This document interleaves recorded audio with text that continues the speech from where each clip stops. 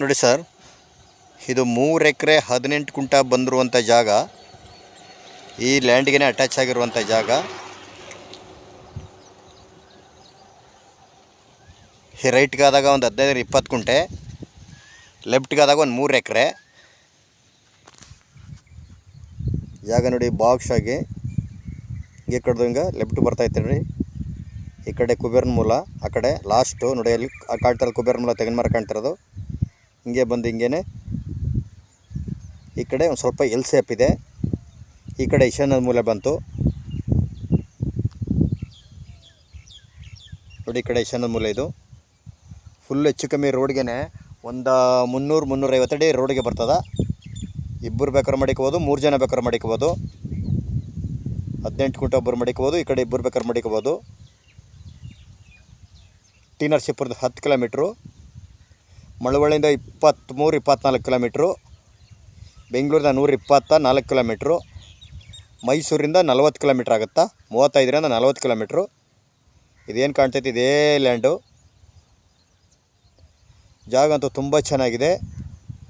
ಊರು ಹತ್ತಿರದಲ್ಲಿದೆ. ಊರು ಕರೆಂಟ್ ಎಲ್ಲ ತಗೋಬೋದು ಲ್ಯಾಂಡ್ ಬೇಕಾರೆ.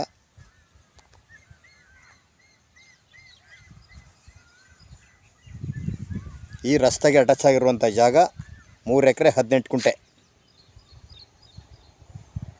ನೋಡಿ. ಕರೆ 18 ಕುಂಟೆಯಿಂದ 20 ಕುಂಟೆ ಬರ್ತದೆ ಈ ಕಡೆ. ಇದಂತೂ ಬಾಕ್ಸ್ ಆಗಿ ತುಂಬ ಚೆನ್ನಾಗಿದೆ ನೋಡಿ. ಇದು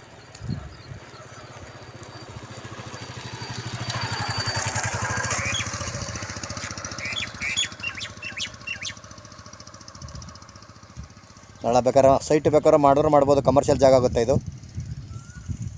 20 ಕುಂಟೆ ಈ ಕಡೆ ಇರೋದು ನೋಡಿ. ಈ ಕಡೆ 3 ಎಕರೆ ಬರ್ತದೆ. ಇಬ್ಬರು ಬೇಕಾದ್ರೆ ಮಡಿಕೋಬೋದು, 3 ಜನ ಬೇಕಾದ್ರೆ ಮಡಿಕೋಬೋದು. ಕುಂಟೆ 1,25,000 ಹೇಳ್ತಿದ್ದಾರೆ. ನೆಗೋಷಿಯಬಲ್ ಆಗುತ್ತಾ.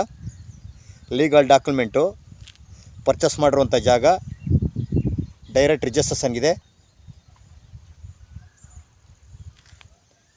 ನೋಡಿ. ಮನೆ ಕಟ್ಟಿರೋದು ಬೆಂಗಳೂರಿನವ್ರದ್ದು. ಈ ರಸ್ತೆಗೆ ಹೆಚ್ಚು ಕಮ್ಮಿ ಒಂದು 350-400 ಮೀಟ್ರ್ ಐತೆ, 400 ಅಡಿ ಐತೆ.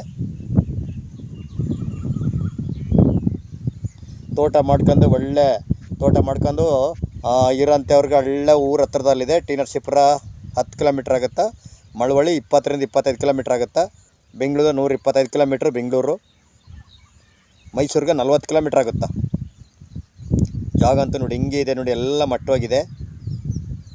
ಮಣ್ಣು ಸ್ವಲ್ಪ ವೈಟ್ ಮಣ್ಣು, ರೆಡ್ ಮಣ್ಣು ಮಿಕ್ಸ್ ಬರ್ತದೆ.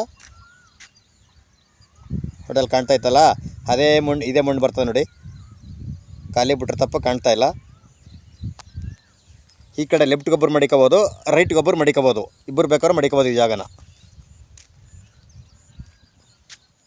ಕುಂಟೆ 1,25,000 ಹೇಳ್ತಿದ್ದಾರೆ. ನೆಗೋಷಿಯಬಲ್ ಆಗ್ಬೋದು.